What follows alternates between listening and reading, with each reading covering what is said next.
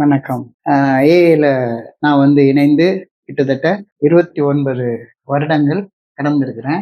என்னுடைய இந்த வாழ்க்கையில நான் பல அடிமட்டங்கள சந்திச்சிருக்கிறேன். பல மேல்மட்டங்கள சந்திச்சிருக்கிறேன். என்னுடைய அடிமட்டங்கள சந்திச்சது, என்னுடைய தன்னலத்தாலயும், தன்முனைப்பாலயும் வந்தது.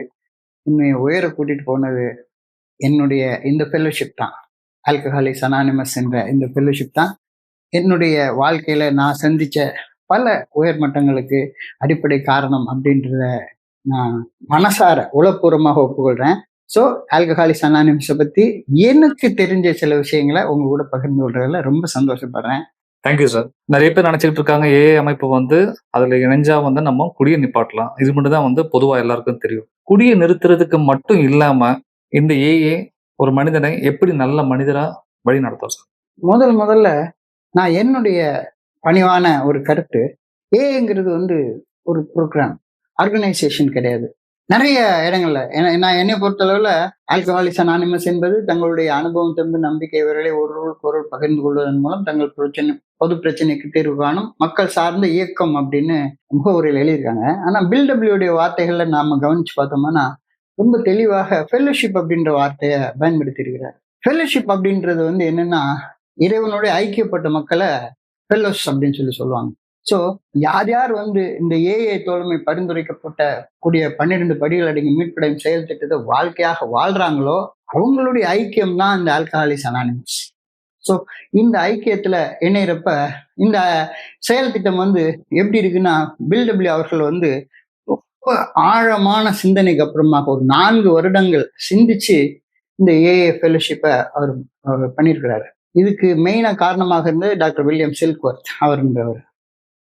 டாக்டர் வில்லியம் சில்க்வொர்த் இருந்து அவர் நிறைய மனோ தத்துவ கருத்துக்களை வாங்கியிருக்கிறாரு. ஃபார் எக்ஸாம்பிள், நம்மளுடைய மனசுல உள்ள குற்ற உணர்வுகள், எதிர்காலம் குறித்த கவலைகள், பயங்கள், இதுகள் எல்லாம் நம்மளை ஆக்கிரமிச்சு நிகழ்காலத்துல நம்மள ஒரு இன்சேன் பர்சனாக பிஹேவ் பண்ண வச்சு நம்மளுடைய இன்சானிட்டியோடைய ஒரு பார்ட்டு தான் நம்மளுடைய ட்ரிங்கிங்.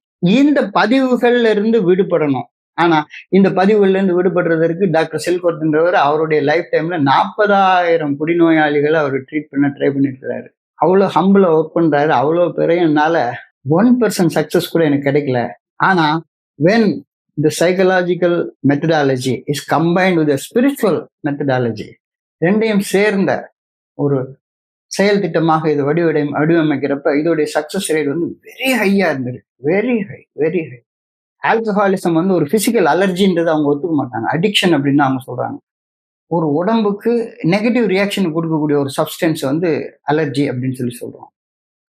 ஒரு குடிநோயாளியோடைய உடம்புக்கு ஒரு நெகட்டிவ் ரியாக்ஷன் கொடுக்கக்கூடிய ஒரு சப்ஸ்டன்ஸாக இது பார்க்கப்படுகிறது.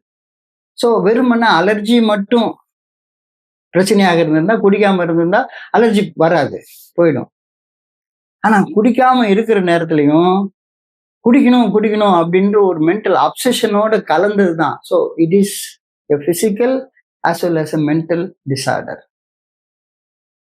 ஸோ நாம ட்ரீட்மெண்ட் பிசிக்கல் டிசார்டருக்கு டோட்டல் ஆப்ஸ்டினன்ஸை தவிர வேற வழியே கிடையாது. Total abstinence, 100% abstinence from alcohol. So mental obsession அப்படின்னு சொல்லக்கூடியது என்னன்னா, கடவுள் எல்லா மனிதர்களுக்கும் குணங்களோட படைச்சிருக்கிறார். பாசிட்டிவ் குணங்கள், நெகட்டிவ் குணங்கள், அன்பு, பாசம், கருணை, இந்த குணங்களும் எல்லார்ட்டையும் இருக்கும். எவ்வளவு பெரிய திருடன்ட்ட கூட அவன் பெத்த பிள்ளை மேல அவனுக்கு ஒரு பாசம் இருக்கும், அன்பு இருக்கும். அதே நேரத்துல எவ்வளவு பெரிய மகானாக இருந்தாலும் அவருக்கும் கோபம் வரும், பயம் வரும், பொறாமை வரும், சந்தேகம் வரும். ஸோ இறைவன் படைத்த குணங்கள்ல எந்த வகையான தப்பும் கிடையாது. ஆனா அந்த குணங்கள் ஒரு மனிதனுடைய தன்னலத்தாலையும் தன்முனைப்பாலையும் கோளாறாக மாறி போயிருக்கிறப்ப அவனுக்கு எந்த ஒரு செயல் செய்வதற்கு அடிமையாக இருக்கிறானோ, எந்த ஒரு செயல் அவனை பாதிக்குதோ அந்த செயலை செய்யணும் அப்படின்ற ஒரு மென்டல் அப்சஷன் அவனுக்கு உள்ளார வந்த உடனே அவனால அந்த செயல் செய்யறதுல இருந்து தவிர்க்க முடியாது. இது மருத்துவர்கள் அடிக்ஷன் அப்படின்னு சொல்றாங்க. செயல் அடிமைத்தனம். அது எந்த செயலாகவும் இருக்கலாம். நம்மளை பொறுத்தவரை நம்ம குடிக்கிற செயலுக்கு அடிமையாக இருக்கும். இப்போ இந்த குடிக்கிற செயலுக்கு அடிமையாக இருக்கிறப்ப வெறுமனை பிசிக்கலா ஆக்சிடென்ட்ஸ் ஆயிருந்தா மட்டும் பத்தாது, மென்டல் அப்சஷனை நம்ம வெளியே ஆகணும். ஸோ இந்த mental obsession is caused by the defects in character. So நம்மளுடைய குடிநோயோடைய mental part defects in character. அந்த டிஃபெக்ஷன் கேரக்டர்ல இருந்து வெளியே வர்றப்ப ஆட்டோமேட்டிக்கா எவ்வளவு மோசமான மனிதனாக இருந்தாலும் சரிதான், அவன் வந்து ஒரு நல்ல உயர்ந்த நிலையை நோக்கி முன்னேறான். ஸோ அதனாலதான் நம்ம வந்து ஏஐல என்ன சொல்றோம், என்னைய குடிநோயாளியாக படைச்சதுக்கு ஆண்டவா உமக்கு நன்றி. பிகாஸ் எனக்கு குடிநோயாளியாக இல்லைன்னா இந்த சோ கால் நார்மல் பர்சன்ஸ் மாதிரி நானும் டிஃபெக்ஷன் கேரக்டர் எனக்கு இருக்குன்னே தெரியாம வாழ்ந்து போயிட்டு இருந்திருப்பேன். இப்போ எனக்கு இது இருக்குன்னு தெரிஞ்ச உடனே when I get rid of those defects in character, I march towards a good person. good path. Good person.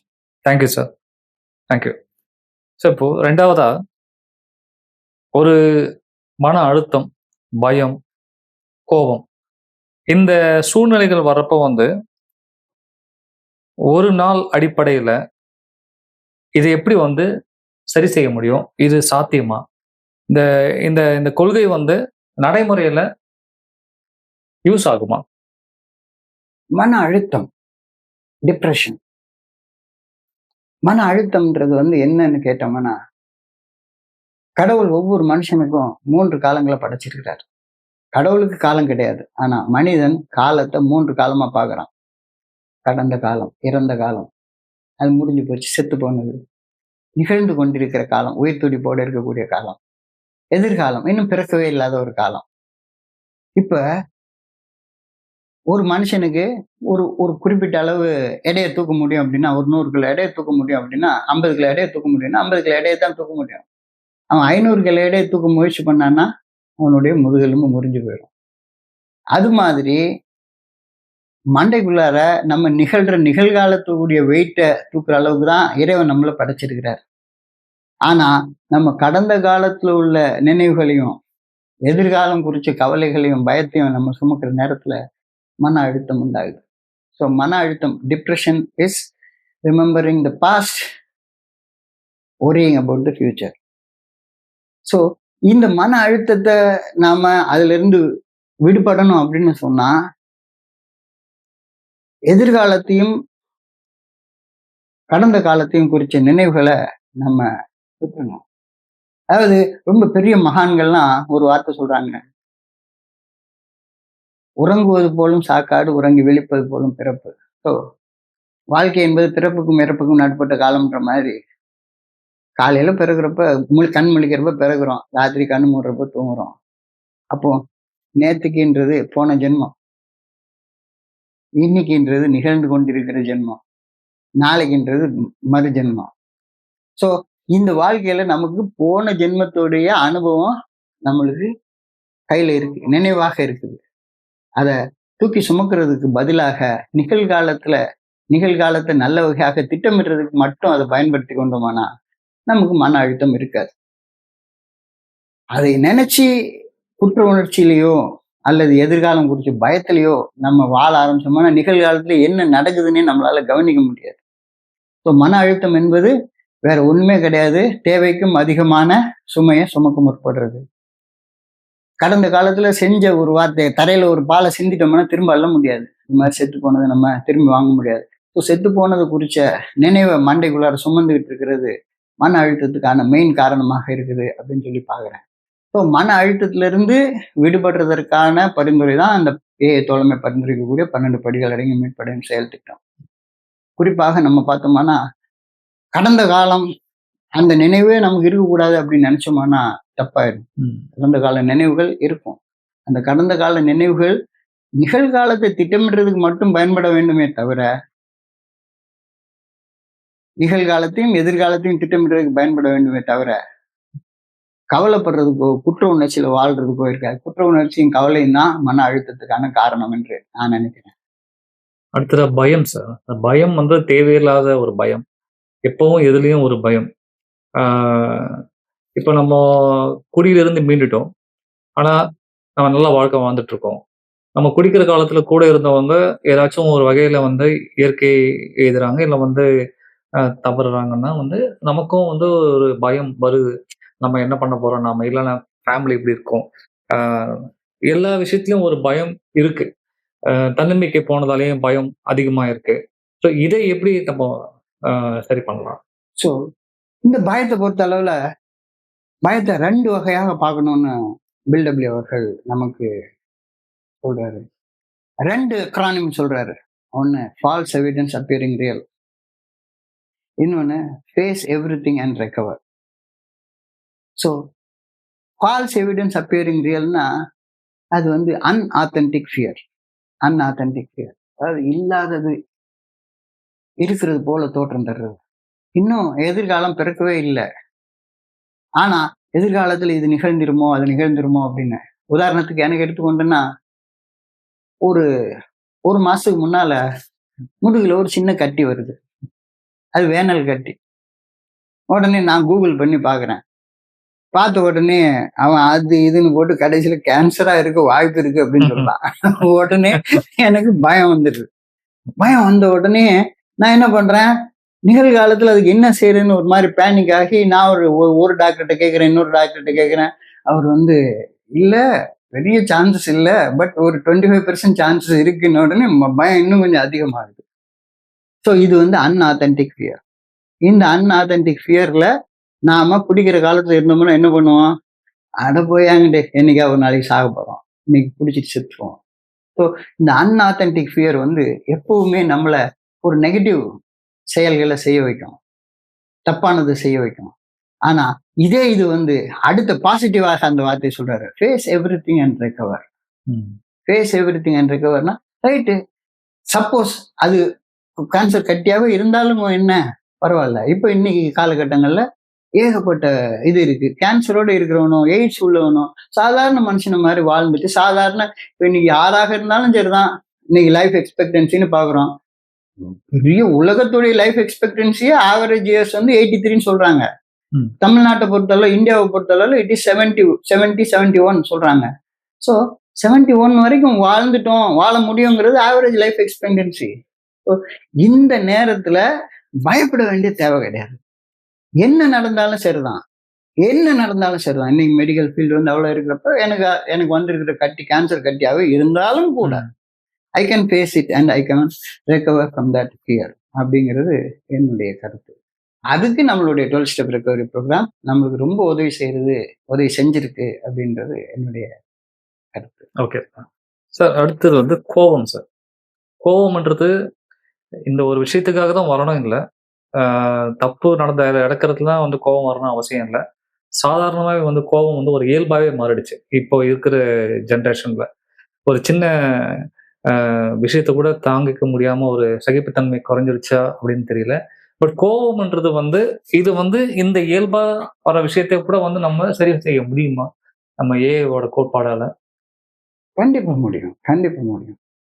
அதாவது there is a lot of difference between anger and resentment. Anger என்பது இறைவன் கொடுத்திருக்கிற ஒரு உணர்வு. இறைவன் படைச்ச உணர்வுல எந்த தப்பும் இருக்க முடியாது.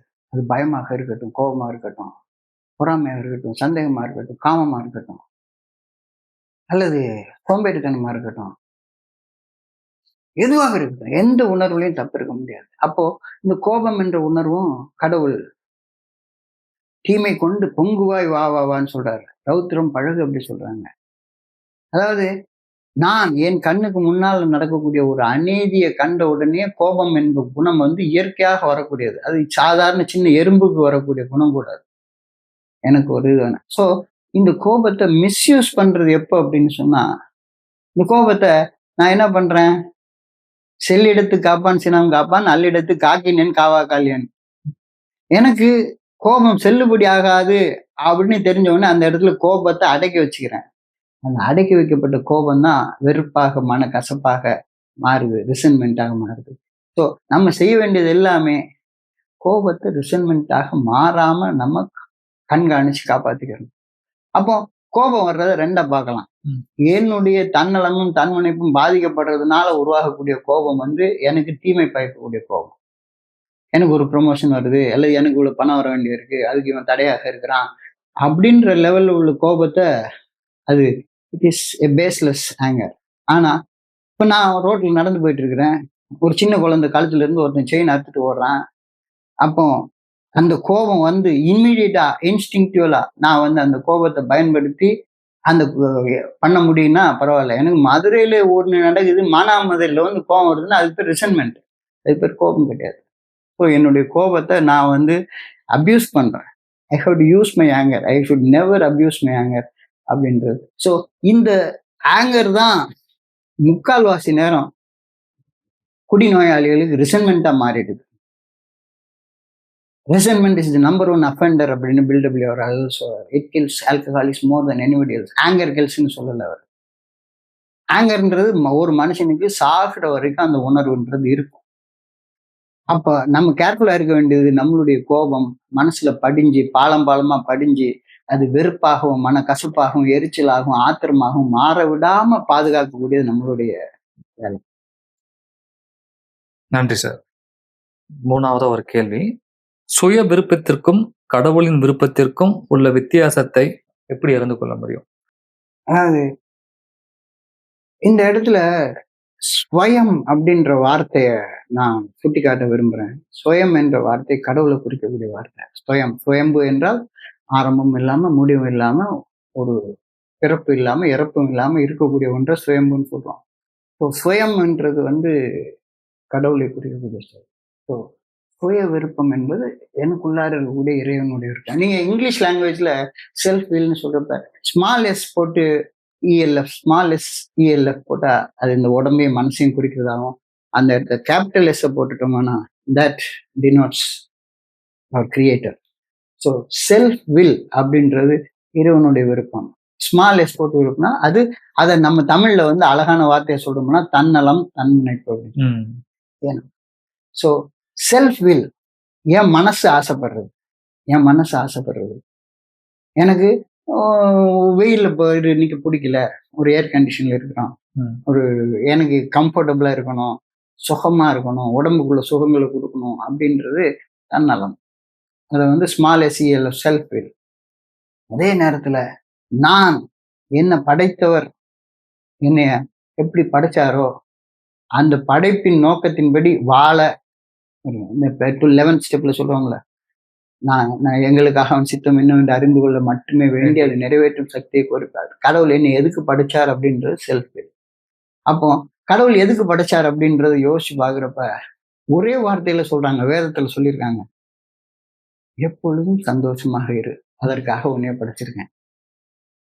அதாவது I put conditions on being happy. ஒரு கோடி ரூபாய் பணம் கிடைக்கட்டும், நான் சந்தோஷமா இருக்கிறேன், அது வரைக்கும் நான் மூஞ்சதி வச்சுட்டு உட்காந்துருப்பேன். இல்ல, என்ன இருந்தாலும் நீ சந்தோஷமா இருக்கணும் அப்படின்றது கடவுளுடைய விருப்பம். இது கிடைச்சா சந்தோஷமா இருப்பேன் அப்படின்றது என்னுடைய விருப்பம். ஸோ சுய விருப்பத்துக்கும் கடவுளுடைய விருப்பத்துக்குள்ள வித்தியாசம் என்னன்னா, எப்பொழுதும் மகிழ்ச்சியாக இருங்கள், மகிழ்ச்சியா இருக்கிறது கண்டிஷன் போடாத அப்படின்றது கடவுளுடைய விருப்பம். உனக்கு எல்லாத்தையும் நான் கொடுத்துருக்கிறேன், நீ குடிச்சாதான் போதை வந்தாதான் சந்தோஷமா இருப்பேன், அல்லது எனக்கு இது கட்டினாதான் சரியா சந்தோஷமா இருப்பேன், நான் நினைச்சது நிறைவேறினாதான் சந்தோஷமா இருப்பேன் அப்படின்றது உன்னுடைய விருப்பம். அது அப்ப கடவுளுடைய விருப்பம் எப்பொழுதும் மகிழ்ச்சியாக இருக்கிறது. என்ன நடந்தாலும் கேன்சர் கட்டி வந்தாலும் மகிழ்ச்சியா இருக்குன்னு சொல்றது கடவுளுடைய விருப்பம். அதுக்கு உனக்கு தேவையான வாழ்க்கையை உனக்கு நான் கொடுத்துருக்கிறேன் அப்படின்னு சொல்லி இறைவனுடைய சித்தத்தின் அதை நம்ம புரிஞ்சு கொள்ளணும்னா எப்பொழுதும் மகிழ்ச்சியாக இருங்கள். ஆனா மனுஷனுடைய சித்தம், எனக்கு நான் நினைச்சது நடந்தா மகிழ்ச்சியா இருப்பேன், இல்லாட்டி போனா மகிழ்ச்சியா இருக்க மாட்டேன் அப்படிங்கிறது என்னுடைய சித்தம். கடவுளுடைய சித்தத்தை நம்ம ஏற்க மறுக்கிறோம், மனசு ஏற்க மாட்டோம். இங்கதான் நம்ம ஒண்ணு பண்ண வேண்டியது, இறைவனுடைய சித்தமாக இருக்கட்டும் மனிதனுடைய சித்தமாக இருக்கட்டும், செய்ய வேண்டியது நான் தான். இறைவனுடைய சித்தத்தை இறைவன் செய்வாரு, என் சித்தத்தை நான் செய்வேன் அப்படின்றது ஒரு தவறான புரிதல். ஓகே, மகிழ்ச்சியா இருக்க வேண்டியது நீ. கடவுள் உன்னை மகிழ்ச்சியா இருக்கிறது எல்லாத்தையும் கொடுத்துட்டாரு. அது இறைவன் நம்ம சொல்றப்ப இறைவனை ஆண்டு கொண்டு இருப்பவர்னு சொல்லல, ஆண்டவர்னு சொல்றோம். ஆண்டவர்னா he has ruled, முடிஞ்சு போச்சு. ஒரு விஷயத்துக்கு ஒரு விளைவை வச்சு அவர் ரூல் பண்ணி முடிச்சிட்டாரு. அவருடைய ஆட்சிக்கு உட்பட்டு வாழ வேண்டியது இப்ப நம்மளுடைய பொறுப்பு. சோ இறைவனுடைய அந்த விதிகளுக்கு நியமங்களுக்கு உட்பட்டு வாழ்றப்ப நீ மகிழ்ச்சியா இருக்க போற. அப்போ இறைவனுக்கு நியமங்களுக்கு மீறி ஏதாவது ஒண்ணு செய்யற நேரத்துல உன்னுடைய மகிழ்ச்சி கெட்டு போகுது. சோ இறைவனுடைய சித்தம் நான் எப்பொழுதும் மகிழ்ச்சியாக இருக்கிறது, என்னுடைய சித்தம் இது நடந்தா நான் மகிழ்ச்சியா இருப்பேன் அப்படின்றது என்னுடைய சித்தம். இது ஒரு கிளியர் டிஸ்டிங்ஷன். இது என்னுடைய குருஜி எனக்கு சொல்லி கொடுத்த கருத்து. Okay sir, thank you sir. அடுத்தது சரண்டர். இப்போ இந்த பிக் புக்லயே ஒரு இடத்துல surrender, I surrender my self, நான் சரண்டர் ஆனேன் அப்படின்னு சொல்றாங்க. இப்போ வாழ்க்கையில இந்த மாதிரி எல்லா விஷயத்துலயும் சரண்டர் ஆகுறது, அந்த சுச்சுவேஷனை நான் அக்செப்ட் பண்ணிட்டு இப்படி நான் சரண்டர் ஆகிறேன்னா அப்ப நான் விட்டு கொடுக்குறேன், அப்ப நான் வந்து நான் கீழே இறங்கி போறேன், அப்போ நான் இறங்கி போனோமா நான் சரண்டர் ஆகணுமான்ற ஒரு ஈகோ கிளாஷ் இல்லாம அந்த இது எப்படி வந்து கையாளுறது இந்த சரண்டர்ன்ற விஷயத்த? அதாவது ஃபர்ஸ்ட் ஆஃப் ஆல் சரண்டர் என்பதே இறைவனுக்கு மட்டும்தான் நம்ம சரண்டர் ஆக போறோம். ஓகே, இறைவனுக்கு மட்டும்தான் சரண்டர் ஆக போறோம். இப்போ நீங்க என்னுடைய மனசுக்குள்ளார குடிக்கணும் அப்படின்ற வெறி என்னைய குடிக்கணும்னு சொல்லுது. குடிக்கணும்னு ஏதாவது எப்படியாச்சும் என்ன பண்ணியாச்சும் ஒருத்தன் மண்டையை உடைச்சி ஒரு 10 லட்ச ரூபா பணம் கிடைக்குதுனாலும் சம்பாதிச்சிடலாம் அப்படின்னு என்னுடைய வெறி சொல்லுது. So I to not surrender my self to my will, I surrender my self to Thai will. So நீங்க நல்லா புரிஞ்சுக்கிறது, நீங்க சொல்லக்கூடிய தோல்விங்கிறது வந்து என்னுடைய சித்தத்துக்கு நான் சரண்டர் ஆகுறப்ப நான் தோத்து போறேன். குடிக்கணும் அப்படின்ற வெறி, அந்த வெறிக்கு என்ன நான் அர்ப்பணிச்சேன் அப்படின்னு சொன்னா நான் சரண்டர் ஆகிறேன். ஆனா when I surrender to thy will, இறைவனுடைய சித்தத்துக்கு, அதாவது நான் வந்து இறைவனை சொல்றப்ப பில்டபிள்யூ சொல்லக்கூடிய எனக்கு ரொம்ப பிடிச்ச வார்த்தையே இறைவன் அவர் காட் என்பது குட் ஆர்டர்லி டைரக்ஷன் தான் சொல்லுவார். என்னுடைய எல்லா விஷயத்தையும் நான் பார்த்தேன்னா இறை அருள் பேராற்றல் நல்ல ஒழுங்கான வழிகாட்டுதல் அப்படின்னு தான் நான் இறைவனை பார்க்கிறேன். அப்போ இறைவனுடைய நல்ல ஒழுங்கான வழிகாட்டுதலுக்கு சரண்டர் ஆகுது தோல்வி கிடையாது, அது வெற்றி, அது வெற்றி. அப்ப தோல்விங்கிறது என்ன? என்னுடைய அந்த நீங்க முந்தின கேள்வியில கேட்ட மாதிரி என்னுடைய விருப்பத்திற்கு நான் சரண்டர் ஆகிறது தோல்வியின் பாதையில நான் பயணிக்கிறேன். ஸோ தோல்வியின் பாதையில இருந்து நான் வெற்றியின் பாதைக்கு வரணும் அப்படின்னா இறைவனுடைய சித்தம் என்னவென்று அறிந்து கொள்ள மட்டுமே வேண்டி அதை நிறைவேற்றும் ஆற்றலை, அந்த நிறைவேற்றும் ஆற்றல் தான் உங்களுடைய உணர்வுகள் மூலமாக இருக்கிறது. அந்த ஆற்றல் நம்ம பண்ற நேரத்துல surrender becomes victory. Surrender is never defeat. நம்ம சரண்டர்ன உடனே போலீஸ் ஸ்டேஷன்ல போய் சரண்டர் ஆகிறது தான் சரண்டர்ன்னு நமக்கு தோணுது, கிடையாது. அது வந்து தோல்வி. தோல்வியை ஒப்புக்கொள்றது இல்லை, வெற்றி பாதையில அடி எடுத்து வைக்கிறது வந்து நம்ம சரண்டர்னால இந்த இடத்துல சரண்டர்னு குறிப்பிடுறது இறைவனுடைய நல்ல ஒழுங்கான வழிகாட்டுதலுக்கு நம்மளை அர்ப்பணிக்கிறது தான் சரண்டர்னு சொல்றோம். நம்மளுடைய ஆசைகளுக்கு நம்மளை அர்ப்பணிக்கிறது சரண்டர் சொல்லலை. இப்போ இறைவனோட விருப்பமே வந்து சக மனிதனுக்கு உதவி செய்வதுதான் இருக்குன்றப்போ வந்து அப்போ இன்னொரு சக மனிதனுக்கிட்ட ஒரு சரண்டர் இந்த ஒரு சுச்சுவேஷன் வரும் இல்லையா சார்? சில சமயத்துல நம்ம வந்து அவங்களுடைய பிக் புக்லயே வந்து அப்படியே ஏற்றுக்கொள்ளுதல், அக்செப்டன்ஸ்னு ஒரு விஷயம். அதாவது நீங்க சொன்ன மாதிரி இறைவனுக்கு சக மனிதனுக்கு உதவி செய்யறது அப்படின்றப்ப கூட தப்பானது செய்யக்கூடாது.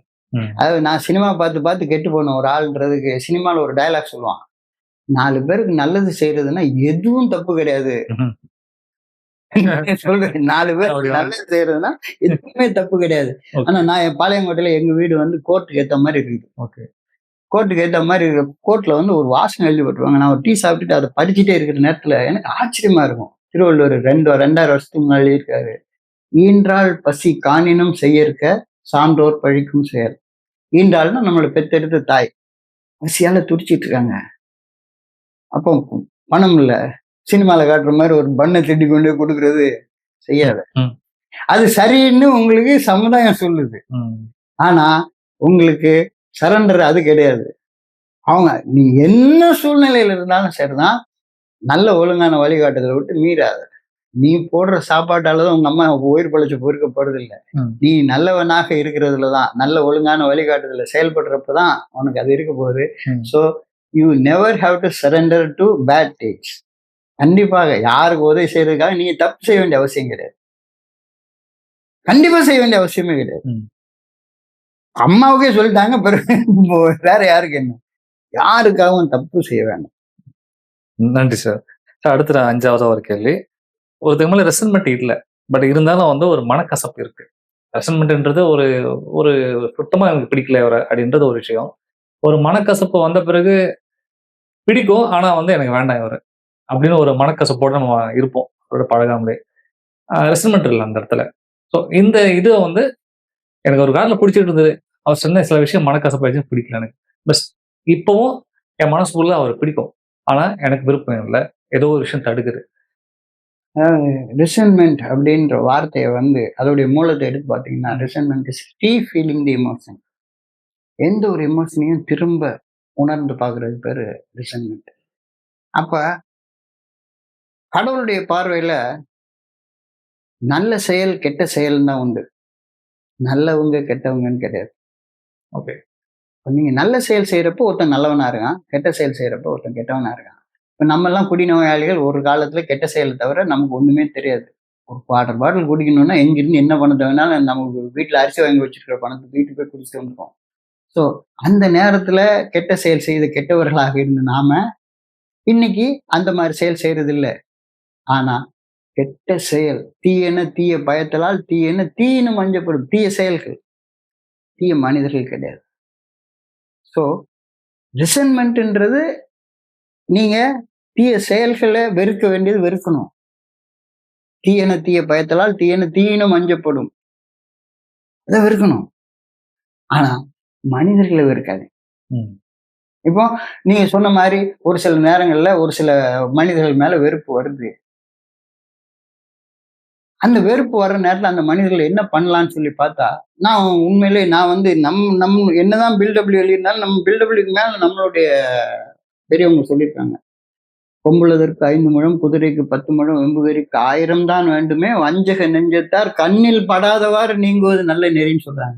கொம்புளதற்குன்னா மாட்டுக்கிட்ட இருந்து ஒரு 5 முழம் தள்ளி இருந்துக்கோ, குதிரை கிட்ட இருந்து 10 முழம் தள்ளி இருந்துக்கோ, ஒரு மதம் பிடிச்சி யானைகிட்ட இருந்து 1000 முழம் தள்ளி இருந்துக்கோ. ஆனா உனக்கு வெறுப்பேத்துற மனுஷன் இன்னமும் வெறுப்பேத்துற தீய செயல்களை செஞ்சுட்டு இருந்தாலும் அவன் கண்ணிலேயே படாதுன்னு சொல்றாரு. அவங்க கண்ணுல பட வேண்டாம். அதுக்காக அவங்க உங்ககிட்ட உதவி கேட்டாங்கன்னா உங்க அனுபவம் தம்பி நம்பிக்கை பகிர வேண்டாம் சொல்லல. ஓகே, முதலின்னு வந்து நம்ம அதை செய்யணும். ஆனா அவங்க கண்ணுல படாதவாறு இப்ப நீங்க வந்து இப்ப மீட்டிங்ல நம்ம இருந்துக்கிறோம். ஒரு சில பேர் செய்யற செயல் வந்து நமக்கு ரொம்ப எரிச்சலா இருக்குது, வெறுப்பா இருக்குது அப்படின்னா உண்மையிலேயே நம்ம வேணுக்கும்னே சில எரிச்சலான செயல்கள் செய்யறாங்கன்னா அவங்க கிட்ட இருந்து விலகி இருந்துருங்க.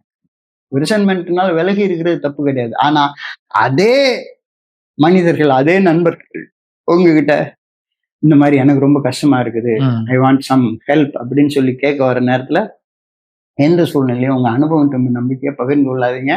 அதே நேரத்துல அவன் தோல்ல கையை போட்டுட்டு அவன் செய்யற வேலைக்கு உதவி செய்ய வேண்டிய அவசியமும் கிடையவே கிடையாது. சரி, நன்றி சார்.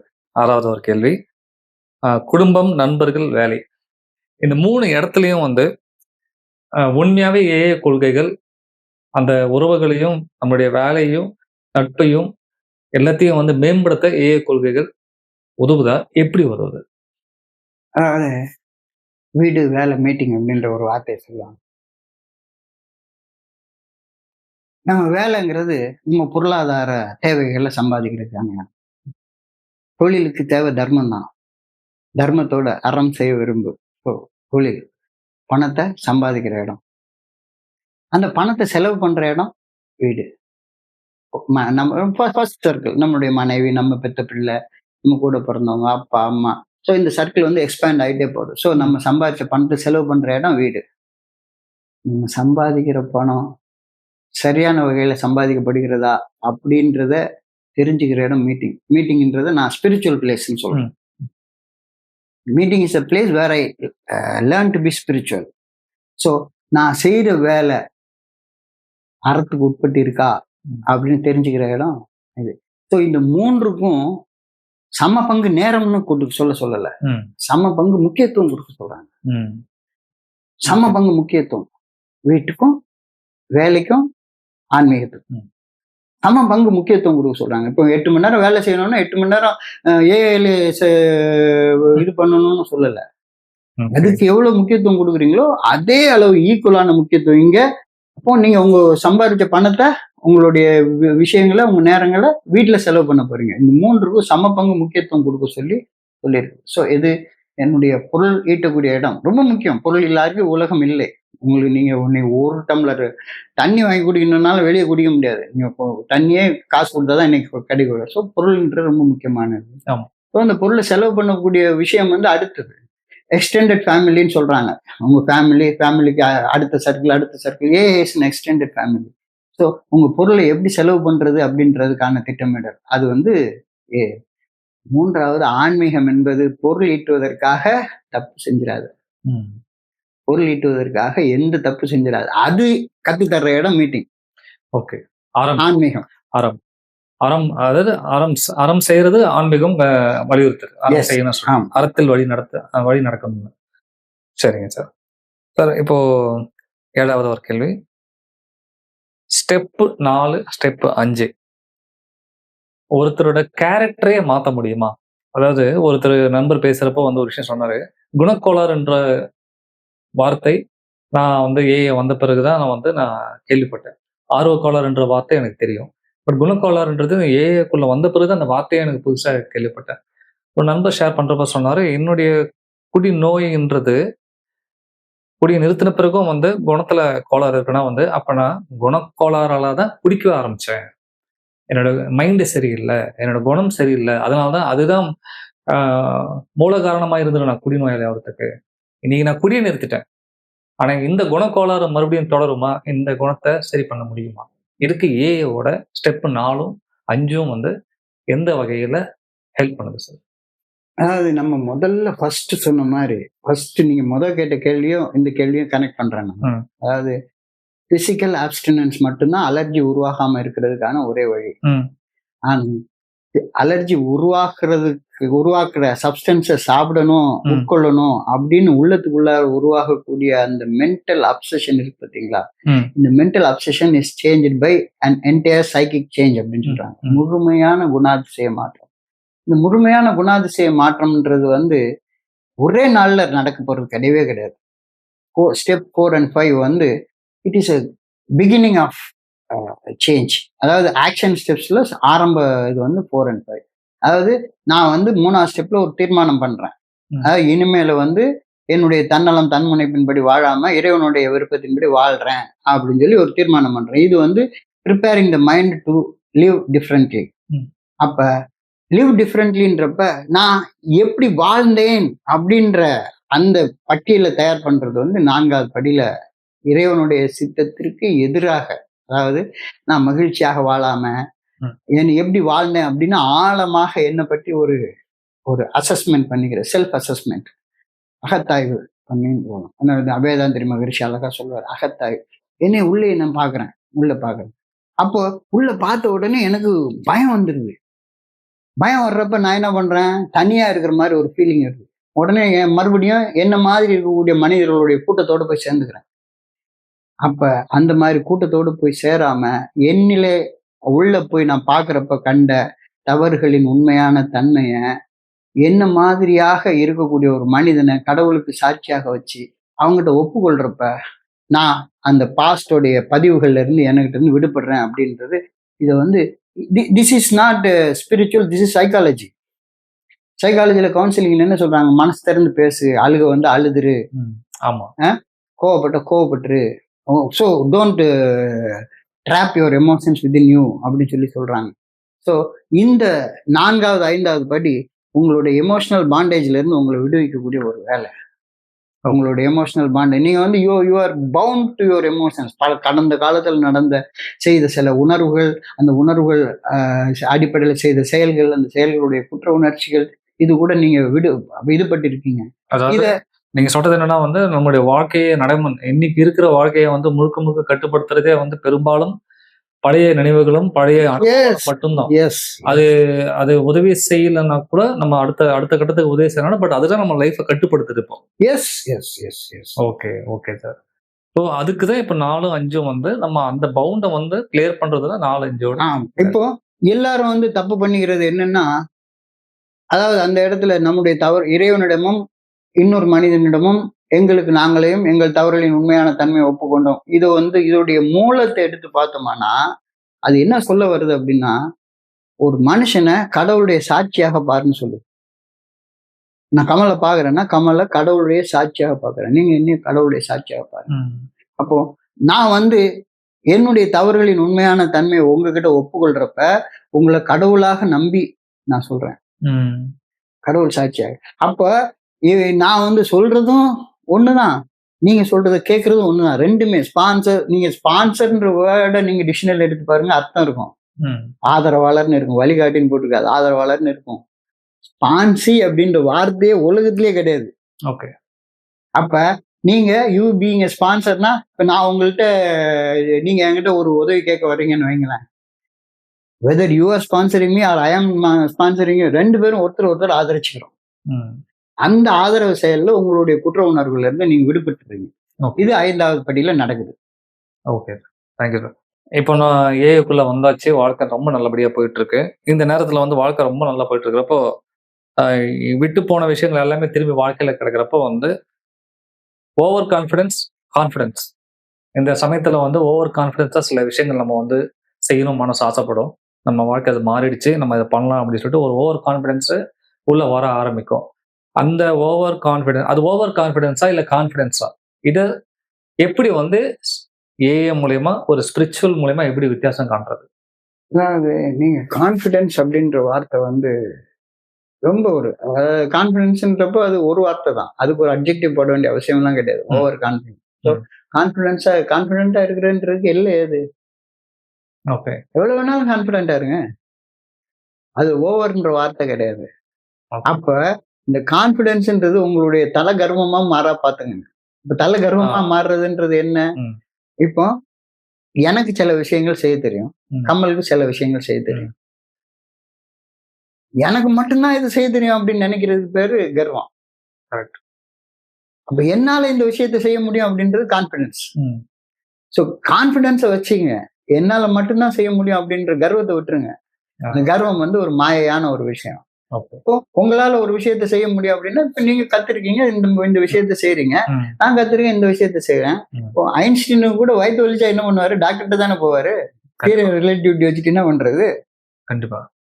ஸோ இது இந்த சில பேருக்கு இந்த வித்தியாசம் கூட தெரியாம இருக்கிறப்போ, இதை எப்படி நம்ம ஸ்பிரிச்சுவல் மூலயமா இல்ல வந்து கோட்பாடுகள் மூலயமா இது எப்படி நம்ம அடையாளம் காண்றது? அடையாளம் காணாம தான் சில பேர் வந்து அவசரப்பட்டு எமோஷனலா பேசுறதும் சரி, இல்லை வந்து நடவடிக்கையில் ஈடுபடுறதும் நடக்குது. இந்த இந்த இந்த ஒரு எமோஷனலை கண்ட்ரோல், எமோஷனல் உணர்வுகளை கட்டுப்படுத்துற விஷயத்த எப்படி நம்ம ஏஐ மூலியமா பண்றது?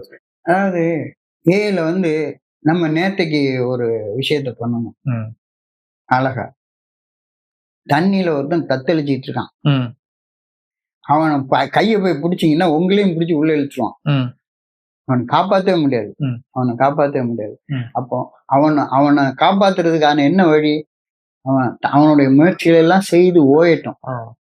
ஓஞ்சதுக்கு அப்புறமா அவன் தலைமுடியை பிடிச்சி தூக்கி வெளியே போடு. அப்ப வெளியே போட்டதுக்கு அப்புறம் திரும்ப போய் உள்ள விழுந்தான்னா உங்க கையில இல்ல.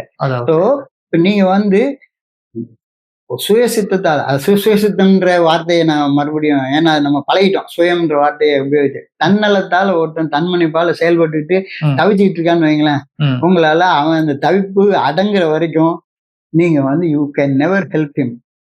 ஓகே.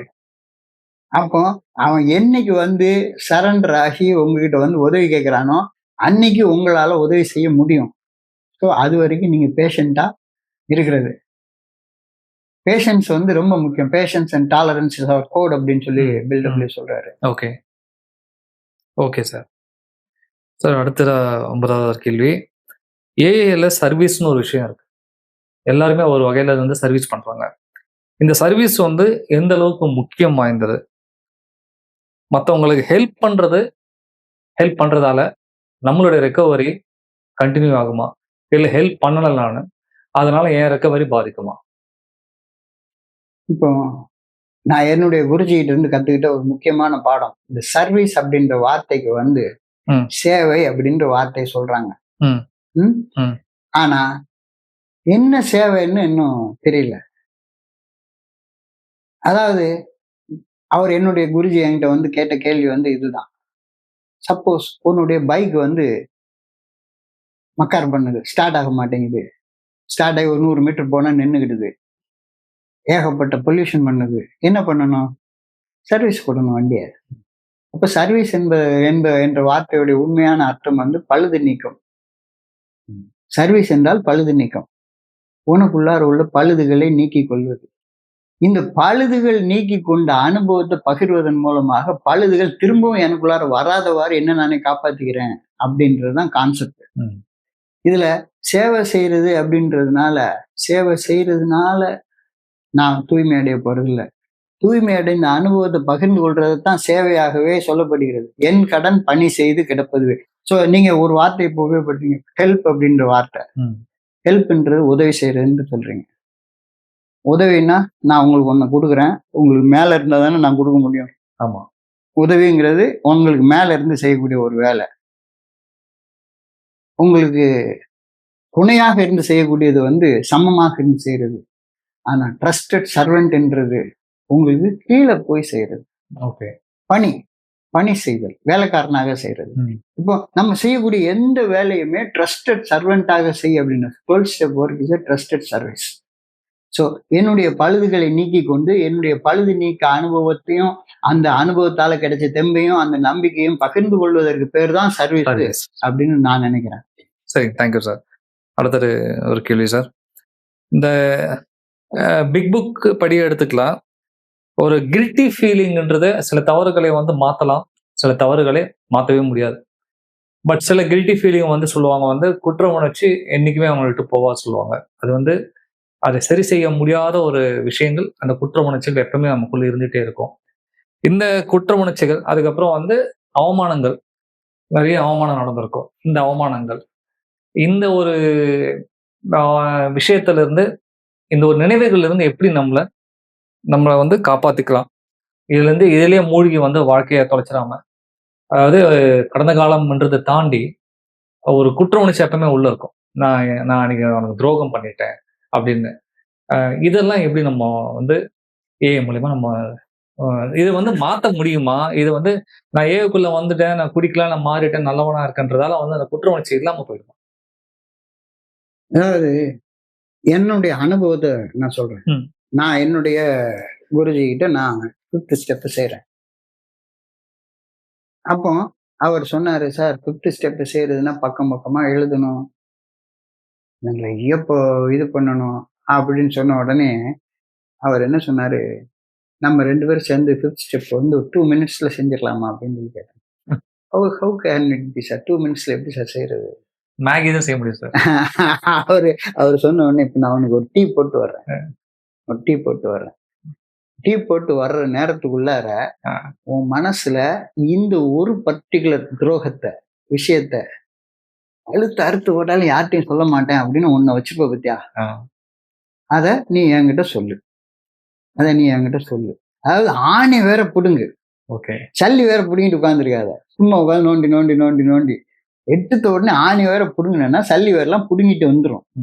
எந்த ஒரு முக்கியமான விஷயத்த சொல்லக்கூடாதுன்னு நினைக்கிறியோ அது சொன்னா உன்னுடைய குற்ற உணர்ச்சி போயிடும் அப்படின்னு சொல்லி சொன்னாரு. அப்போ அவர் டீ ஷாப் போட போயிட்டாரு. அப்போ நான் வந்து டீ போட போயிட்டு வந்த உடனே டீ போட்டு எடுத்துட்டு வர்றாரு. என்கிட்ட ராமாயணம் மகாபாரதம்லாம் சொல்லக்கூடாது, 1 லைன், ஓகே, நான் இந்த துரோகத்தை செஞ்சேன், அவ்வளவுதான். இத சொல்லிட்டு உன் குற்ற உணர்ச்சி போகலன்னா என்கிட்ட நீ சொல்லு, சத்தியமா போகும் அப்படின்னு சொல்லி சொன்னாரு.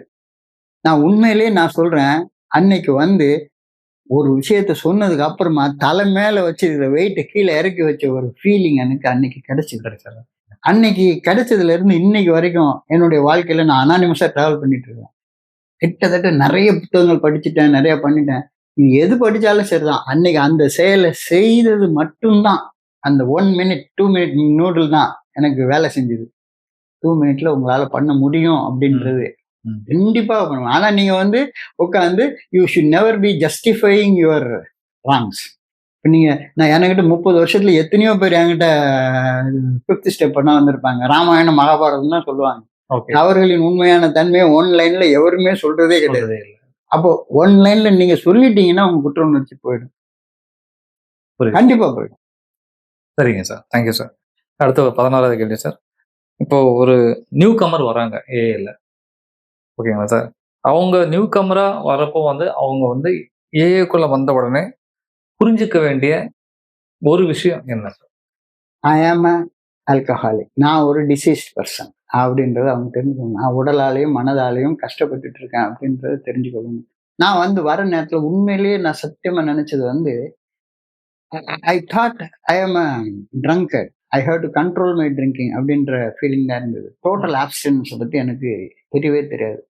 இங்க நான் என்னுடைய அனுபவத்துல இந்த 30 வருட அனுபவத்துல நான் பாக்குறது எல்லாருமே அவங்க வரக்கூடியது வந்து they want to control their drinking, கண்ட்ரோல்டா இருக்கணும் அப்படின்னு நான் நினைக்கிறேன். ஸோ நான் இங்க வந்த உடனே தெரிஞ்ச வேண்டியது, எனக்கு நான் உடல் அளவுல எனக்கு ஒரு அலர்ஜி இருக்கு, மனதளவுல ஒரு அப்சஷன் இருக்கு, இதோடைய விளைவாக நான் ஆன்மீக வெறுமை நிலையில வாழ்ந்து கொண்டிருக்கிறேன்.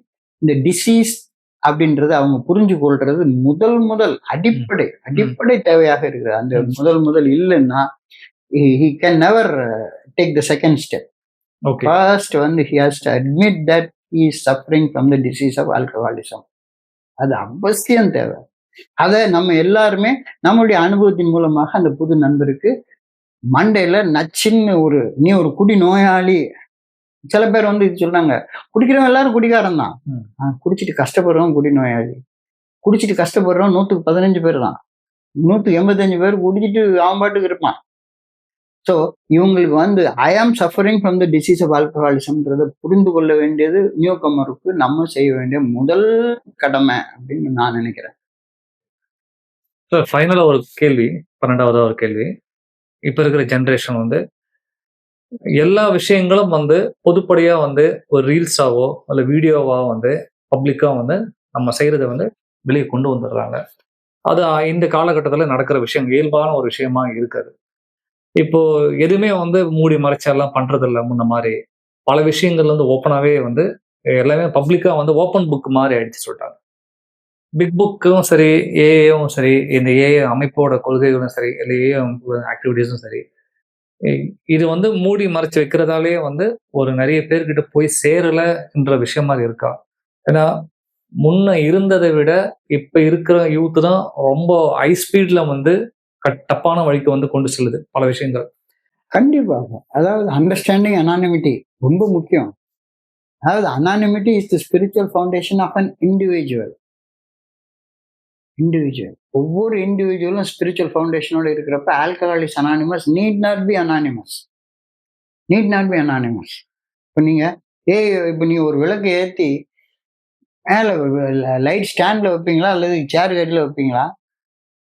ஸோ ஆல்கஹாலிக்ஸ் அனானிமஸ் எல்லாருக்கும் தெரியணும். ஆனால் அதை நான் தெரியப்படுத்தினேன்று எனக்கு வந்து தலைக்கு மேலே ஒரு கிரீடத்தை நான் வச்சுக்க கூடாது. I should not be a brand ambassador of Alcoholics Anonymous. ஆனா என்னுடைய அனுபவத்தை நம்பிக்கை எடுத்துட்டு போறதன் மூலமாக ஆல்கஹாலிக்ஸ் அனானிமஸ்ல உள்ள பெரிய தவறே இதுதான். nobody understands what is anonymity. அதாவது இறைவன் எனக்காக செய்த விஷயங்களை நானே எனக்காக செய்து கொண்டதாக பரப்புறது தான் நம்ம பண்ற தப்பு. அதை செய்ய வேண்டாம். அது வந்து உன்னுடைய அனானிமஸ். என்ன என்னுடைய குடியை நிறுத்தினது நானா? மேபி பிசிக்கல் ஆக்ட் ஆஃப் ட்ரிங்கிங்கை வேணா நான் விலக்கி வச்சிருப்பேன். என்னுடைய மென்டல் அப்சஷனை எடுத்து போட்டது கடவுள் இல்லை. கடவுள் எனக்கு செய்த வேலையை நான் செய்து கொண்டதாக நான் சொல்லக்கூடாது. So anonymity is acknowledging that God did for me what I could not do for my self. அப்ப கடவுளுக்கு முதலிடம் கொடுத்ததுக்கு அப்புறமா தூக்கி பிடிங்க. எவ்வளவு உயரத்துக்கு வேணாலும் தூக்கி பிடிங்க. எவ்வளவு வேணாலும் நீங்க வந்து ஜாக் அலெக்சாண்டர் ஆர்டிகிள் இல்லைன்னா எங்கெங்க வெளியே வந்துருக்கோம். அதாவது ஐ ஆம் நெவர் அகேன்ஸ்ட் தி மெசேஜ் ஸ்ப்ரெடிங். அதாவது இவாஞ்சலிசம் அப்படின்றது வந்து எப்படி இருக்கணும்னா, உனக்கு நல்ல வாழ்க்கை இருக்கு அப்படின்றத உலகமெங்கும் சேர்க்கறது தான் இவாஞ்சலிசம். உன்னாலே நல்லா வாழ முடியும் அப்படின்னு ஒன்ன வச்சு நான் வாழ்ந்துக்கிறேன்றது கண்டிப்பா இல்ல. ஸோ நீங்க வந்து அந்த கருத்தை தான் நான் வந்து அப்போஸ் பண்ணேன் தவிர, இப்ப இன்னைக்கு பில்டபிள்யூ வாய்ஸ் நம்ம யூடியூப்ல கேட்கிறோம். அவருடைய படமே இருக்கு சார், அவருடைய படங்கள் இருக்கு, எல்லாம் இருக்கு. ஸோ நம்ம இந்தியால வந்து இன்னமும் நீங்க சொன்ன மாதிரி இந்த மாதிரி விஷயங்களை வந்து நிறைய கொண்டு போய் சேர்க்கணும் அப்படின்றதுல என்னுடைய மாற்று கருத்து கிடையவே கிடையாது. இப்ப நான் இன்னைக்கு என்ன ஒரு வாழ்க்கை வாழ்ந்துட்டு இருக்கேன்னா அது கடவுள் எனக்கு மூலமா போட்ட பிச்சை மட்டும்தான். சோ எனக்கு கடவுள் கொடுத்தது எல்லாருக்கும் போய் கிடைக்கணும். திருமந்திரத்துல யான் பெற்ற இன்பம் பெருகையோ வையகம் சொல்றாரு. அப்போ நீங்க பெற்ற இன்பம் அதுன்றது என்ன சொல்ல வர்றாருன்னா, ஊன் பற்றி நின்று ஒரு பொருள் உணர்ந்திடு. அதாவது என்னோட ஊனை பற்றி நிற்கக்கூடிய அந்த இறையர் பேராற்றலை நான் உணர்ந்துகிட்டேன்னா வான் பற்றி நின்ற பரம்பொருள் வசப்படும். அந்த வான் பற்றி நின்ற பரம்பொருளை தான் பற்ற வசப்படும் தானே. அப்படிப்பட்டப்ப உங்களுக்கு பேரின்பம் கிடைக்குது. அந்த இன்பம் இந்த உலகம் முழுக்க போய் கிடைக்கணும். இது நான் இந்த 12 ஸ்டெப் ரெக்கவரி ப்ரோக்ராம் மூலமாக என்னுடைய ஊன் பற்றி நின்ற ஒரு பொருளை நான் உணர்ந்தேன். இந்த வழிமுறைகளை பின்பற்றியதன் பலனாக ஒரு ஆன்மீக விழிப்புணர்வு பெற்று இந்த செய்தி எல்லா இடத்துக்கும் போய் சேரணும். எல்லா இடத்துக்கும் போய் எல்லாருக்குமே தெரியும் போய் சேரணும். அதுக்கு நம்மளாலான முயற்சி செய்யறோம். ஸோ இந்த முயற்சியில நீங்க எனக்கு துணையா இருக்கீங்க, நான் உங்களுக்கு துணையா இருக்கேன், அவ்வளவுதான். இல்ல ஆக்சுவலா எல்லாருமே துணையா இருக்காங்க. எல்லாருமே அந்த ஆன்லைன் மீட்டிங் ஆர்கனைஸ் பண்றவங்க இல்ல, அந்த எல்லாருமே ஒருத்தர் கூட கொண்டாந்தாங்க, குறைச்சு கொண்டாந்தாங்க, அப்படின்னு எதுவுமே எல்லாருமே ராமருடைய இதுக்கு ஒரு அணில் செஞ்ச வேலை மாதிரி எல்லாருமே ஏதோ ஒண்ணு செய்யறாங்க. ஆமா, இப்போ நம்ம இறைவனுடைய பணியில நம்ம சாதாரண சின்ன வேலையை செஞ்சுட்டு இருக்கோம். ஆமா, கண்டிப்பா சார். சரிங்க சார். சார் ரொம்ப தேங்க்ஸ். இந்த பாட்காஸ்ட்ல இணைஞ்சு இவ்வளவு விஷயங்களை எங்களோட ஷேர் பண்ணிக்கிட்டீங்க. ரொம்ப ரொம்ப நன்றி sir. Thank you so much sir. நன்றி.